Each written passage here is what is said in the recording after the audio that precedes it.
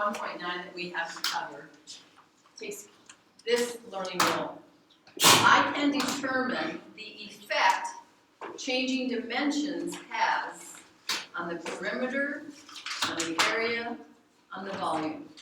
Okay? Can anybody tell me anything about, when we talk about dimensions, you gotta understand what that even means. Anybody give me an example of something that is one-dimensional? One-dimensional. John? One-dimensional would be like one line. A line, one line. One-dimensional would be the length of a line. X. So if we only have one dimension, a line just has length, doesn't it? It doesn't have, we don't talk about thickness, we don't talk, height, we don't talk about its width, we just talk about how long it is.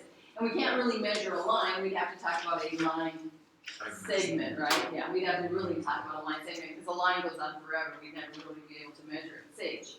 Like in the plane itself?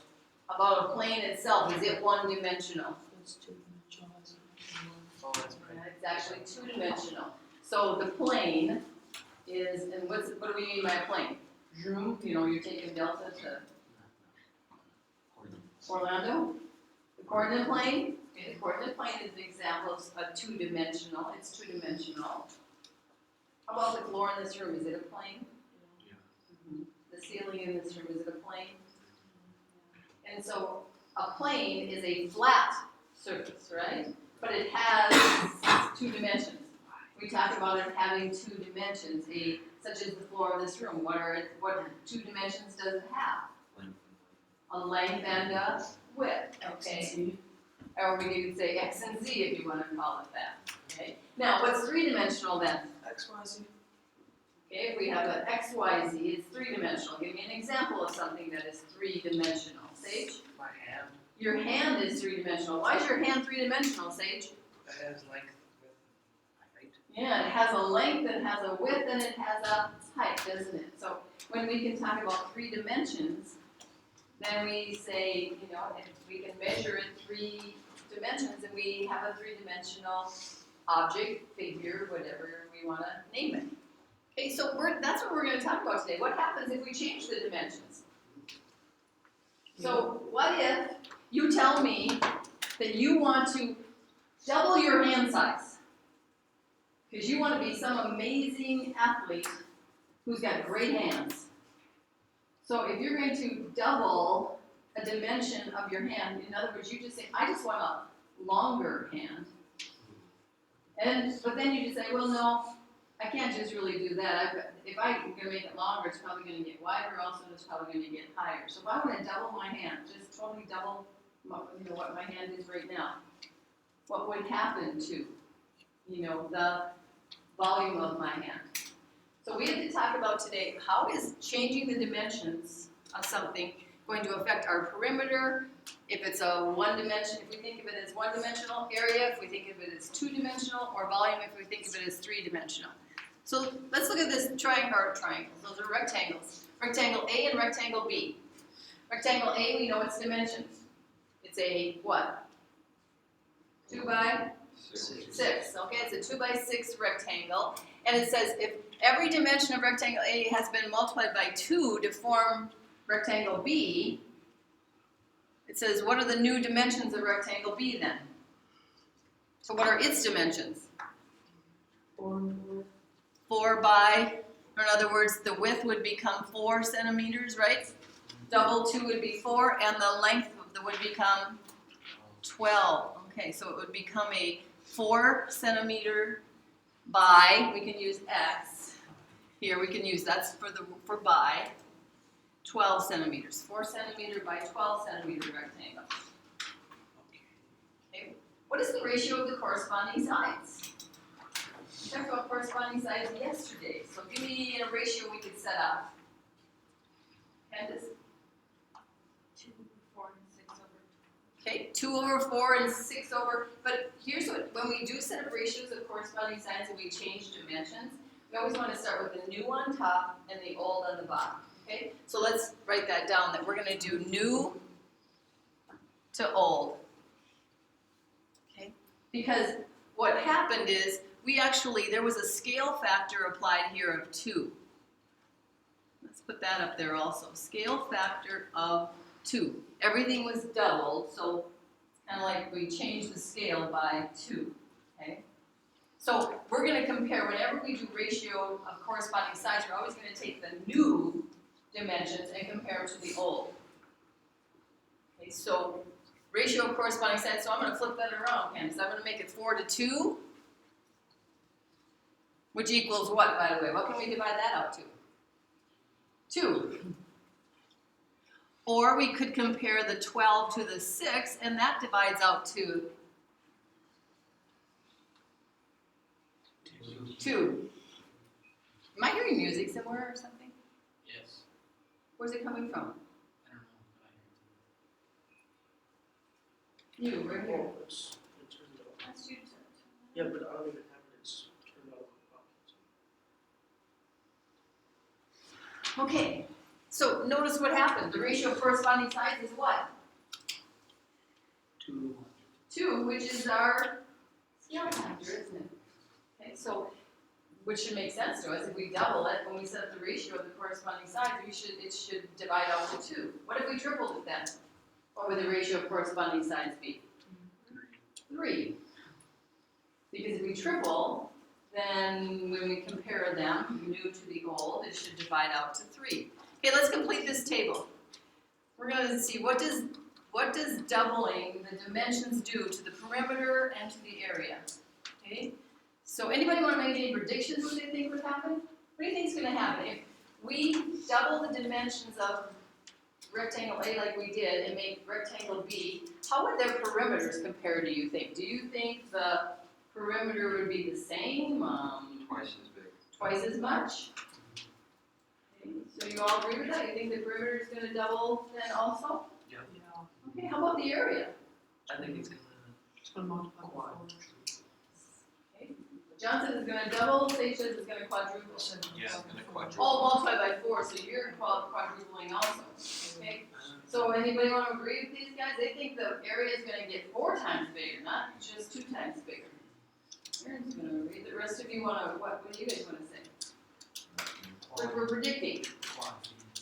We're going to do the quadrupling thing? Oh, okay. Okay, anybody know why? Why would it do that? I mean, if you're predicting that, why? Aaron? Well, to get the area, it's like length times width, but since we're doing that like 2 times, it's gonna be 4 times that. So he says, when you find the area of a rectangle, you take length times width, don't you? And when you double both of them, you double the length and you double the width, you just added 2 more factors of 2, so 2 times 2 is 4, so in reality it sounds like our area should quadruple. It should get 4 times bigger. John? And also, if you look at the square A and square B, it looks like it'll fit in 4 times. And it looks like it. We're not sure if these are drawn to scale, but it looks like it, right? Okay, well let's actually find the perimeter then of rectangle A and rectangle B and the area of each of them and see if we're right. Okay, so how do we find the perimeter?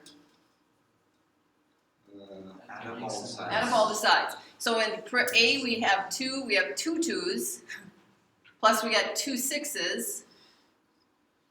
So altogether the perimeter of rectangle A is 16, and those are what? Centimeters or centimeters squared, or what are they? Centimeters. Centimeters, yeah. Centimeters added to centimeters stay centimeters. Okay, rectangle B, we have a 4 plus another 4, because there's 2 sides of that, and a 12 plus another 12, and that adds up to 32, and those are centimeters. We're still doing perimeter. So the perimeter of the smaller rectangle is 16 centimeters. The perimeter of the new rectangle is 32 centimeters. We predicted it would double. Did it? Yes. Yeah. So what is the ratio of the perimeters? Let's do that right away. 32 to 16, new to old. And 32 over 16 divides out to 2. So it did double, just like you predicted. Okay, let's do the area now then. Somebody said we take length times width for area, right? That was you, Candace. or no, maybe it was Aaron over here. 2 times 6 is? I mean, no, I was thinking It'd be 2 times 12. 12. And what would the label be on that one? Centimeters squared. We took centimeters times centimeters, that becomes centimeters squared. Area is 2-dimensional. And then in the other one, we're going to take what? 4 times 12 and get 48. And those are centimeters squared. Okay. Let's see what happened. What's the ratio of the areas? 48 to 12. What does that divide out to? Yeah. 4 over 1. 4 over 1 or 4, right? So it did quadruple like you predicted, didn't it? It got 4, the area got 4 times bigger. So the perimeter only doubled, just like the dimensions. The area quadrupled. So let's go back now and answer these other questions that I skipped over. Number 5. How is the ratio of the perimeters? Okay, this is our ratio of perimeters right here, 2. How is it related to the ratio of the corresponding sides? It's the same. It's the same. Yeah. It's the same. When we set up a ratio of corresponding sides, we got 2. When we set up a ratio of perimeters, we got 2. They're the same. Okay, how about it? How is the ratio of the areas related to the ratio of the corresponding sides? Is it the same? Twice as many. Twice as big? Is that what happened? Oh. The ratio of the corresponding sides, the ratio of the areas is 4. The ratio of the corresponding sides was what? Did we ever do ratio of corresponding sides? Right here. So it is twice as big. So, but, and maybe after we do a couple others, yeah, we'll just do that. So how is the ratio of areas compared to? Well, let's just say in this one, it is twice the ratio of corresponding sides.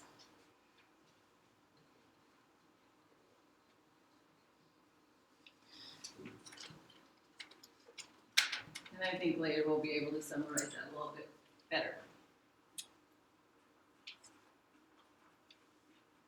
Okay, let me actually give you a visual of this. Okay, here's a smaller rectangle. This one is not a 2 by 6. This one is an 1/8 sage. 8 by 12. This is an 8 by 12, Sage says. Okay, what are the dimensions of this one, Noah? 16 by 16 by 24. So this is an 8 by 12. This is a 16 by 24. What happened to the dimensions? twice as big. Doubled, right? Okay. So when we double them, let's look at that area. Let's see if it really does. Do you think 4 of these are going to fit on here, like we predicted, and what actually happened on that one? Okay. So 4 of these, but it's a little harder to do the perimeter because what did we say the perimeter would do? Would the distance around this one get 4 times as big as would this one's distance be 4 times as big as the distance around this one?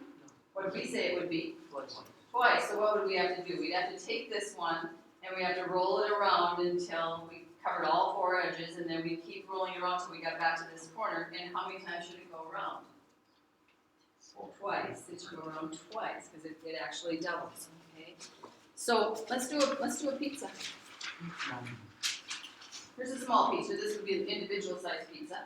Right. It has an 8-inch diameter. What does diameter mean? All the way. All the way across the middle. And this is actually 8 inches. This is an 8-inch pizza right here. Okay? So when they say it's an 8-inch pizza, they're talking about its diameter. So here's an 8-inch pizza. I'm going to double its dimensions. Or in other words, your friend comes along and says, I can eat twice as much as you can. I'm going to get a 16-inch pizza. That's a large pizza. Okay? So would they be eating, if you ate your whole pizza and they ate their whole pizza, would they really be eating twice as much as you? If we doubled the dimension. No, because you ate your pizza.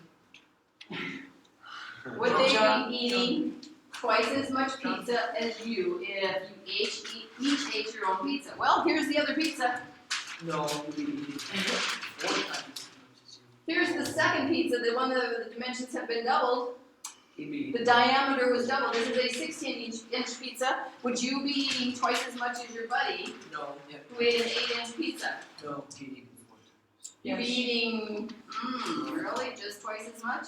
4 times? I think if we could cut this apart and fill this up, it would actually take 4 of these, wouldn't it? I believe so. Yeah, you'd be eating 4 times as much pizza.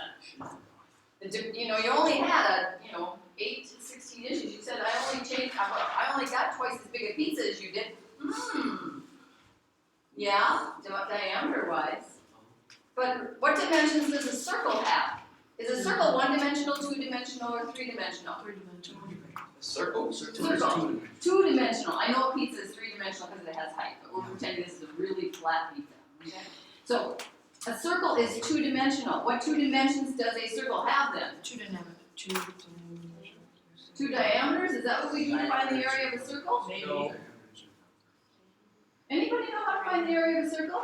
Is it, Aaron? 2 times the radius divided by pi or something. No. Two Sorry. times radius. Riley? pi times radius squared.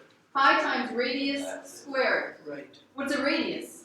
Half of Half of Half of a diameter. So they take half of the diameter, so we have a radius, and we take the radius times its self. There's the 2 dimensions right there. A radius times itself, and then pi is just a constant it's getting multiplied by. Okay? So it is 2-dimensional, and its dimensions are actually a radius times another radius. Okay, and so, okay, let's look at something 3-dimensional now then. Every dimension of rectangular prism A is doubled to form rectangular prism B. So what are the new dimensions of prism B? Well, what are the dimensions of A? 5, 6, and 3. It's a 5 by 6 by 3-inch one. Yup. So what would the new dimensions be? This one, if we doubled it, would 10 become by 10. 12 by 6. And this one, this is going to become 12, and this is going to become 6. Okay. So let's just write that down here. We have a 10-inch by a 12-inch by a 6-inch because it is 3-dimensional. So what's the ratio of corresponding size? 5. by 2. Because Okay, so we have give me a ratio that we could set up. 10 over 5. 10 over 5, 12 over 7. and that equals 2. 2. Or we could set up 12 over 6, and that equals 2. Well, this is starting to make sense because we just multiplied by 2, didn't we? And then a 6 over 3 is 2. So the ratio of corresponding sides, remember it has to be the same, and it's 2 every time. Okay, well, predict for me, what do you think is going to happen? What's going to be the difference between the volume? 8. If we 3 times. double. Multiply John says by 8. Multiply by 8. What did you say, Aaron? 3 times. 3 times. You're going to get 3 of those smaller prisms would fit inside that bigger one. I would say, I agree with John. You agree with John, 8. Oh, Okay. no. Yeah. I was thinking I was calling. Jeepers. John, why? I'm thinking it's 8 because since there's 3 dimensions and you're multiplying by 2, you multiply the width by 2, and then the length by 2, which would equal 4, and then the height by 2, which would equal 8. Oh. So if you're multiplying 3-dimensional and you double each of them, you're introducing a times 2, you're introducing a times 2, you're introducing a times 2. Right. So 2 times 2 times 2 is 8. Anybody else in here convinced it should be 8 times bigger then? Okay. What do the rest of you want? You know everybody else is thinking for you? Hayden, what do you want it to be? How many times bigger is that prism going to be? How many times is its volume going to change by? You could be the one who's right. Maybe these guys are wrong. You never know. Well, let's find out then, I guess. What's the volume of prism A? How are we going to find the volume of prism A? Multiply 5 times 6 times Okay, so we're going to take 5 times 6 times 3, and we're going to say that equals 90. And those are what? Inches to the 3rd power. Inches to the 3rd power, because we multiplied inches times inches times inches, didn't we? Okay? What's the volume of prism B? 720. 10 times 12 times 6 is 720 inches. 720 inches cubed. Well, now if we set up the ratio of volumes, we should be able to tell how many times that smaller prism would fit inside that bigger one. So 90 720 over 90 is 8. equals 8. 8. It would be 8 times bigger. So, how is the ratio of the volumes related to the ratio of the corresponding sides? 2. So, It gets. What do you call that when it gets Each dimension is multiplied by 2. Is there a word for that, like No. quadruple?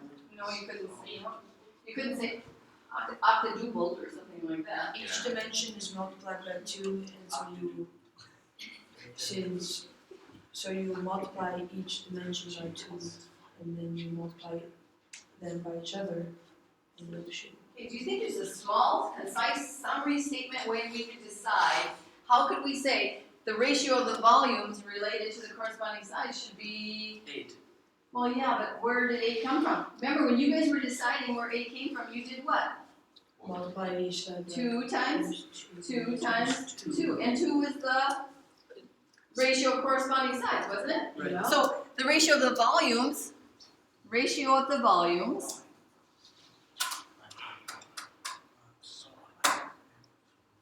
is the cube.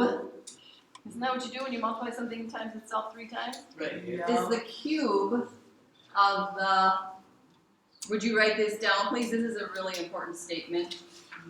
Okay. I don't know why you're taking it for granted, because we're gonna need it on the back side. Oh. Of course.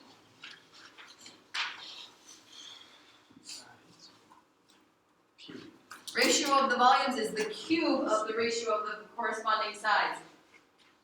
Let's go back and think about the ratio of the areas now. How could we have said that differently? The ratio of volumes. The square Ratio of the areas is the Square. square of the ratio of the corresponding sides. So let's go up there and just add that little note. It is the square of the ratio of the corresponding sides. Because it just so happened that it seemed like we were just doubling it, but in reality, we are taking 2 times 2. We are squaring 2. So we want to change it to that. It is the square of the ratio of the corresponding sides. So the ratio of the areas will be the square of the ratio of the corresponding sides. The ratio of the volumes will be the cube of the ratio of the corresponding sides. And how do the perimeters and the corresponding sides relate? You multiply them both by how many? How is the perimeter related to the ratio of the corresponding sides? It is the. We answered it. You guys have a bomb. Okay, let me just check real quick. It is The same. Same. It is the same. Yeah. So perimeter doesn't change. It doubles also. The ratio of the areas becomes the square. The ratio of the volumes becomes the cube. Okay, so let's go to the back now and use that. A rectangle has a width of 3 inches and a length of 12. Every dimension of the rectangle is multiplied by 1/3 to form a similar rectangle. I'm thinking it would be really good to have a picture here. I have a 3 by 12, and my new one has to be multiplied by 1/3 to get it. So what would the new length be? 4. 4. A third of 12 is 4, right? Oh, wow. And a third of 3 is 1. 1. So this one's new dimensions would be that, okay? Well, it says, how would the ratio of the perimeters compare to the ratio of the corresponding sides? Do we need to find it? It divided each side by 3. What is the ratio of the corresponding sides? Let's find it. New over Old. 12 equals 4 over 12 equals 1 over 3. 1 over 3. And Well, 1 you look over at there. The 3 ratio of the equals corresponding 1 over sides is what it was multiplied by. So what would happen to the perimeters? They were divided by 3, or they were multiplied by 1/3. Okay, so the ratio of the perimeters of perimeters is the same.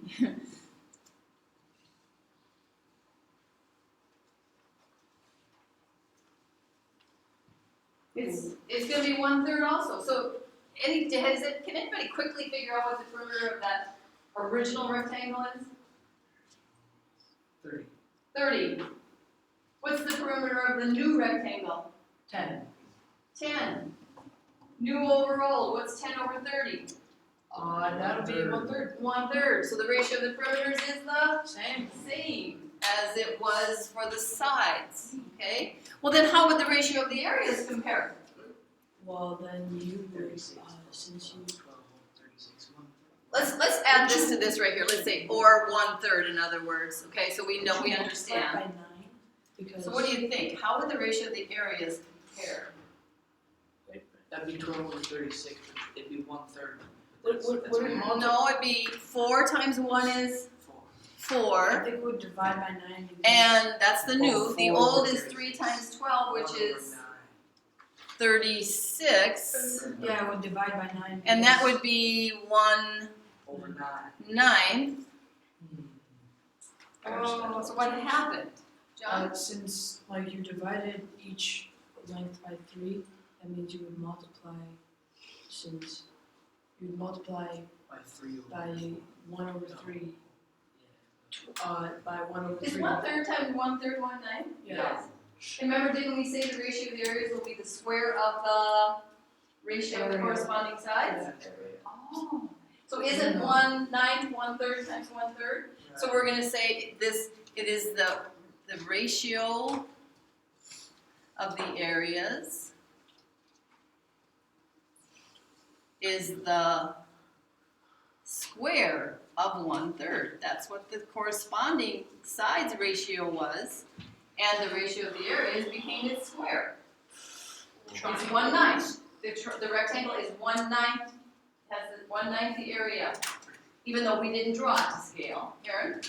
Can we go over this all again? You guys are like talking way too fast. I didn't understand any of it. Of this part, right here? Yes. Okay, so here's what we did. We found the area of the smaller, the new one. Aaron, be with me. We found the area of the new one, 1 times 4. Okay. We found the area of the old, 3 times 12. We simplified it.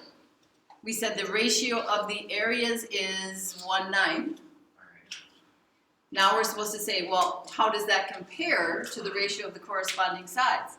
Well, isn't 1/9 the same as 1/3 times 1/3? Oh, and okay. So the ratio of the areas is the square of 1/3. Alright.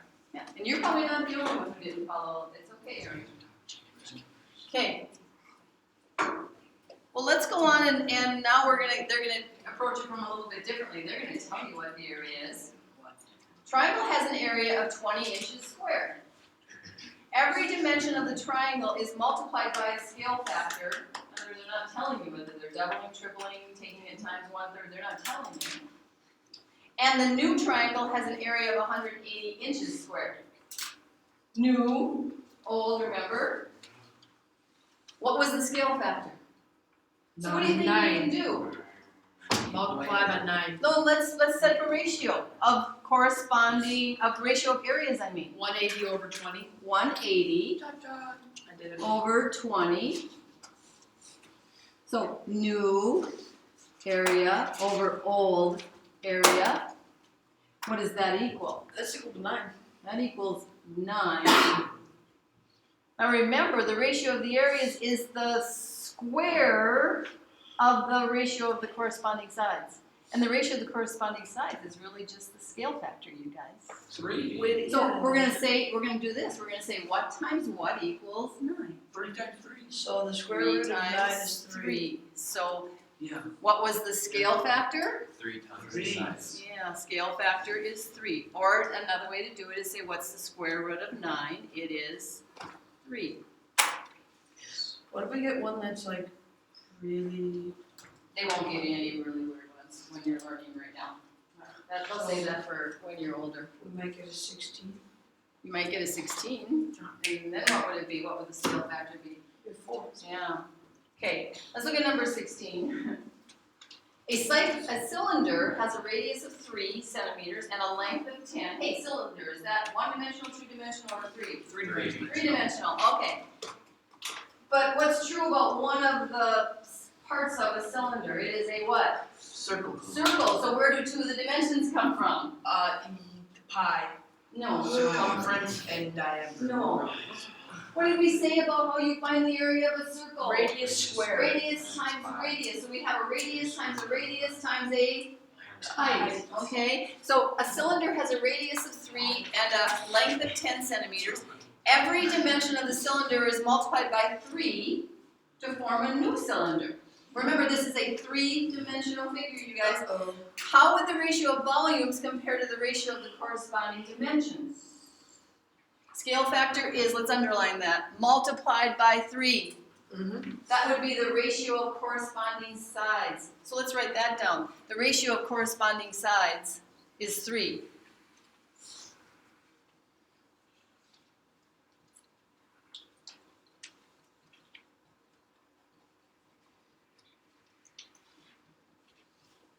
Ratio of corresponding sides is 3. How would the ratio of the volumes compare to that?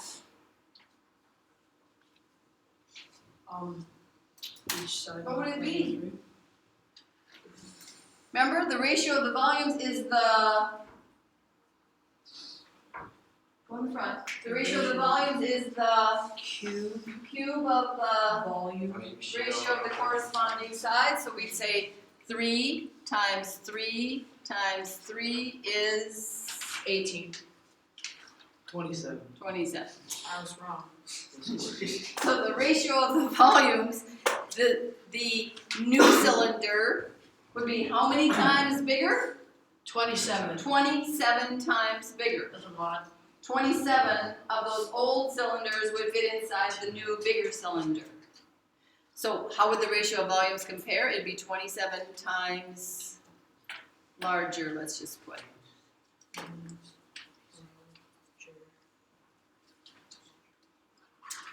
I have to say, this is kind of really confusing. Pardon? This is really confusing. I know it is. I told you it was going to be. I said, you know what? You might have to do more than just let me try to intravenously feed you here. Okay? You might have to do some studying in the book and quit watching the clock.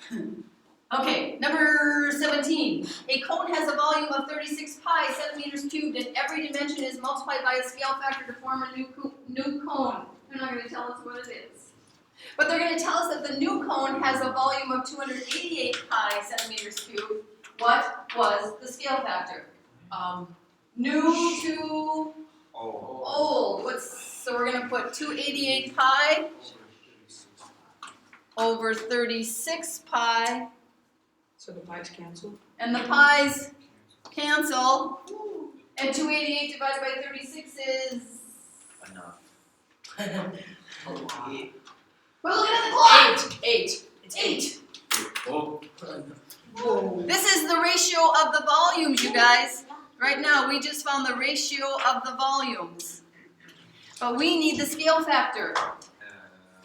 I wonder what the scale factor was. Well, cube of the it's ratio. 2. It's Yeah, it's so one what over times what times what equals 2 8? times 2 times 2 times 2 times 2 times 2, or in other words, what's the cube root of 8? cube. So the scale factor is... 8. No, it isn't. It's 2. It's 2. Every dimension was doubled. That's what happened. Okay, we're going to have to quit.